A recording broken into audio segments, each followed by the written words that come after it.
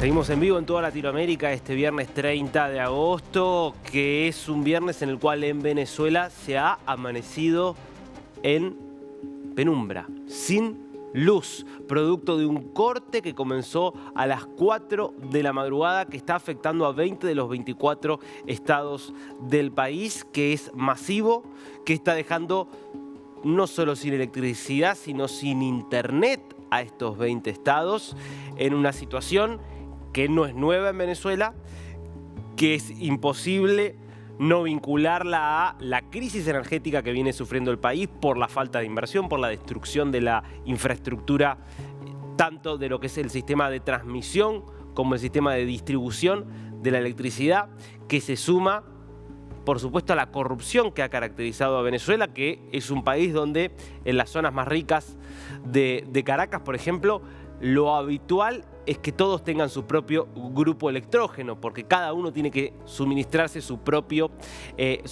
sistema y su propia energía, porque no puede depender de las redes públicas. Bueno, lo que ves abajo, ves en un costado lo que era la situación por la madrugada. Del otro lado tenés al amanecer, ya con la continuación de estos cortes, y arriba a la izquierda de la pantalla, aquí lo que estás viendo justamente es la situación ahora en Caracas, donde continúa la afectación. Ahora, claro, cabe preguntarse, ¿es efectivamente una situación producto esencialmente del desastre energético que hizo que el sistema fallara como ha fallado otras veces?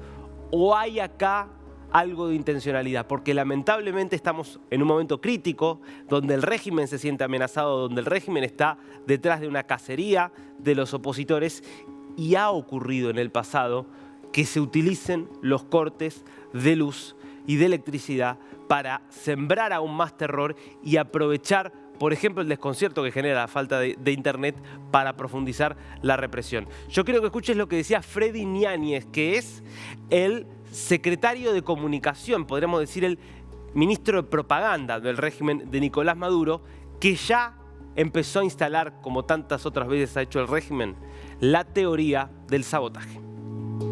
Hoy a las 4:40 de la madrugada aproximadamente se produjo un sabotaje contra el sistema eléctrico nacional que ha afectado a los 23 estados y a la capital, y que ha sido producto, una vez más, de una agenda golpista de sectores minoritarios.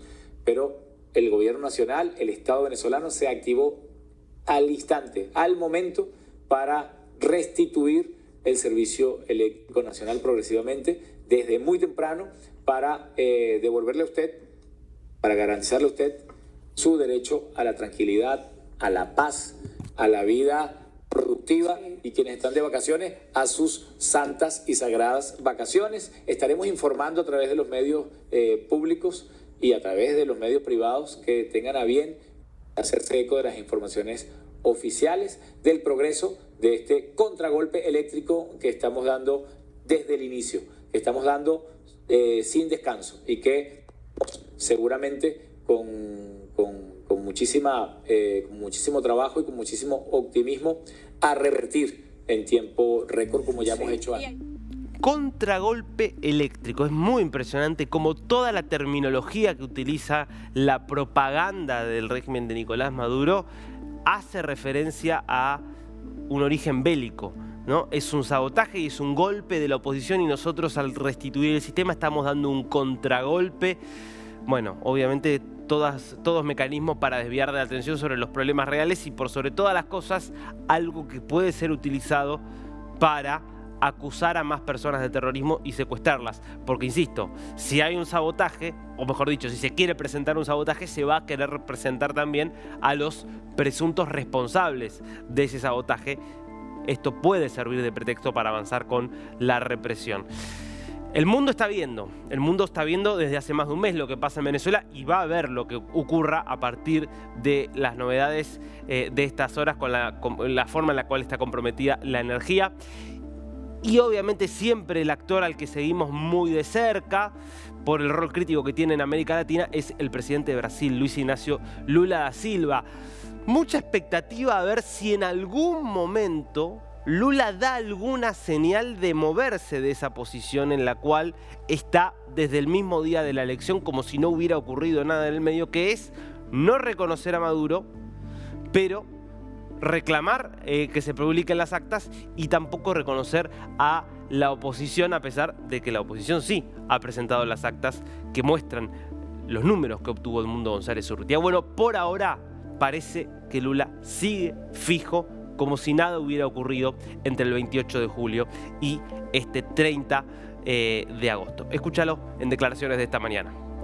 Lo vamos a ver, perdón. Habló esta mañana, pero vamos a ver el textual. No acepto la victoria de Nicolás Maduro ni de la oposición. Bueno, esencialmente entonces lo mismo que viene planteando desde el día 1.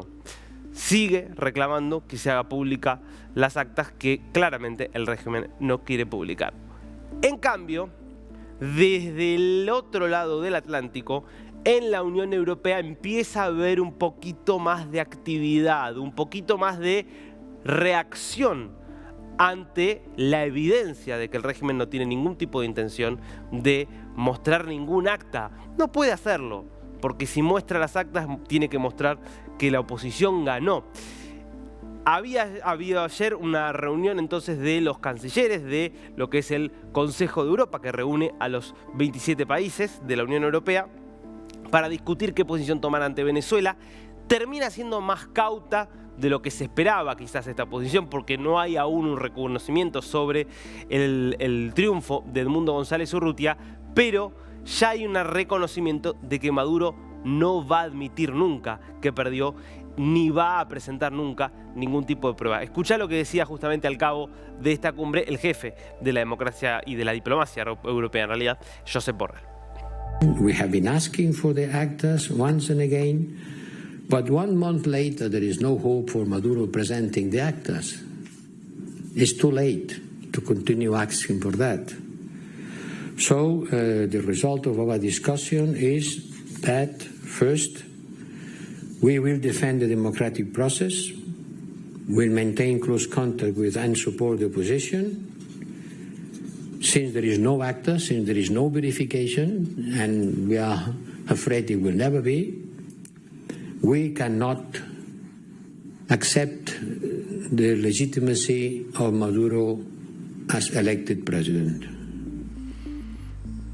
Queda claro, se movió un paso más. Obviamente, ayer había muchos en la oposición venezolana que lamentaban que no fuera un poquitito más allá y que no dijera ya abiertamente, como están diciendo muchos gobiernos de América Latina, ganó Edmundo González Urrutia, porque en realidad sí presentó actas, sí presentó constancia de los resultados, pero esta es una lucha que me parece que va a llevar su tiempo. Todavía faltan más de 4 meses para que tenga que asumir el nuevo gobierno, con lo cual es importante que por lo menos haya movimiento, y eso es lo que ocurrió en Europa. Ahora, en este momento, y sobre todo en el contexto también de este apagón tan inusual que se está viviendo en Venezuela, hay preocupación por lo que puede ocurrir con Edmundo González Urrutia.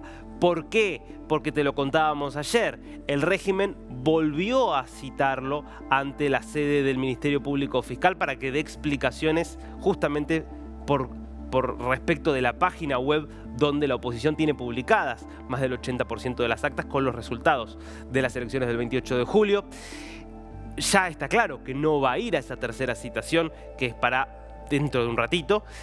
La pregunta es, ¿y qué va a hacer después de eso el régimen si es que entonces no acata esta citación? Bueno, María Corina Machado planteó que es posible que el régimen vaya por un allanamiento de la casa de Edmundo González. Escúchala. Por favor, estén pendientes, porque creo que el próximo paso puede ser el allanamiento de su casa, de la casa del presidente electo, en las próximas horas. Y yo quiero ver cómo aquí mundialmente se genera una reacción para que entendamos lo que esto se trata. O sea, invadiendo la casa, la residencia, donde por supuesto él no está, porque está resguardado, al igual que yo. Pero la presión que están sufriendo nuestras familias, nuestro entorno. Mi oficina fue ultrajada, ustedes lo saben. Mi oficina. la vandalizaron, se llevaron todos los equipos. Entonces, ¿de qué estamos hablando? Obviamente no va a ir, Daniel. Y el presidente electo tenemos que protegerlo todos. Como decía María Corina Machado, el mundo está mirando, entonces el régimen esto lo sabe. ¿Avanzará con un allanamiento de la casa? Está bien, un allanamiento de la casa, sabiendo que no está Edmundo González en la casa, no es avanzar hacia su arresto. Claramente el régimen está calculando.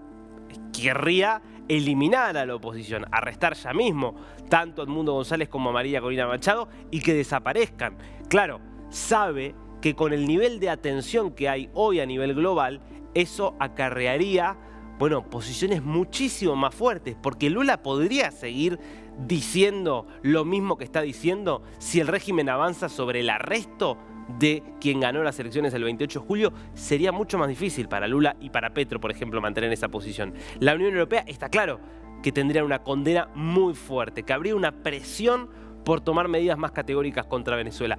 Eso hoy lo sabe el régimen, por eso es difícil que en lo inmediato avance hacia allí. Ahora, de a poquito, está claro, el objetivo es ir cerrando todos los canales de la oposición, que al mismo tiempo quiere mostrar que puede resistir y que puede terminar ganando esta pelea, erosionando y mostrando la absoluta falta de legitimidad del régimen de Nicolás Maduro.